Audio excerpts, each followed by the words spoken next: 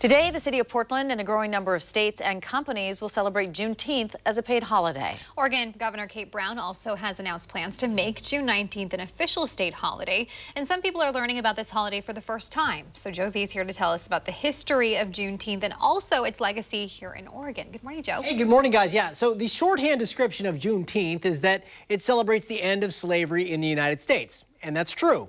But like most of history, the story behind the celebration is more complex. I spoke with some local residents and activists about why they feel the day is as relevant now as it was more than 150 years ago. Hello, sir. Good morning. How are you? We're a long way from eating soul food at 6 in the morning. I'm speaking here with the Reverend E.D. Mondene. Over the past 10 years, I've gotten to know him through his work at Celebration Tabernacle Church and the Post Shines restaurant. Rise up, my brothers. These days, he has plenty on his plate as president of Portland's chapter of the NAACP. I reached out to him for a discussion about the history and importance of June 19th. It's important always to remember and never to forget. The story of Juneteenth begins in the middle of the Civil War when President Abraham Lincoln issued the Emancipation Proclamation. It said that all enslaved people in rebelling states were free.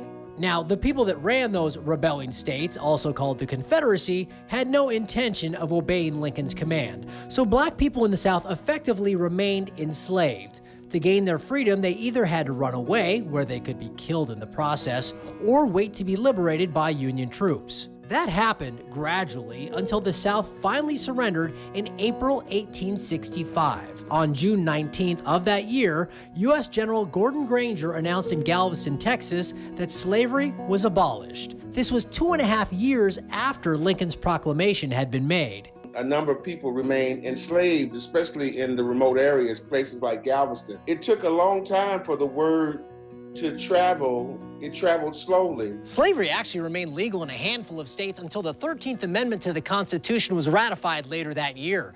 The following June, a group of newly freed African Americans gathered in Texas to celebrate the anniversary of General Granger's announcement. It became an annual event, and Juneteenth was born. But this new holiday was not a celebration of everything changing overnight. While African Americans could celebrate the end of slavery, they would still have to endure generations of legalized discrimination, disenfranchisement, violence, and outright murder. To white society, it was business as usual. You know, paper might say you're free, but we're never going to let you be free. It took 100 years from General Granger's announcement to some of those issues finally being addressed in the Civil Rights Act of 1964 and Voting Rights Act of 1965. And it's been 55 years from that time to today's movement for criminal justice and police reform. I stand with you in your cry for justice. In that setting, Juneteenth has come into sharper focus. Here in Portland, a public event has been held every year since 1972.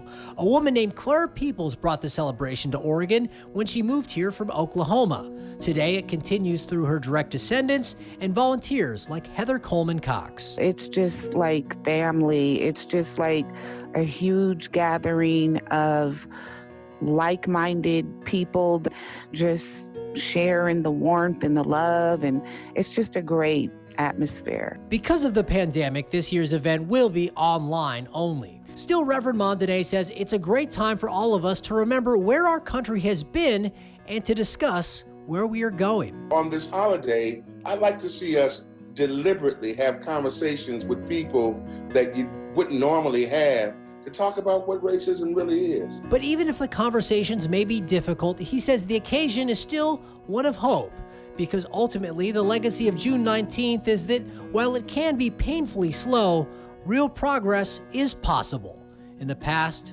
present, or future. Man, let me tell you something. I'm hopeful for the future, and I don't think that we're ever going to see what we've seen in the past before. I think that we're turning that around.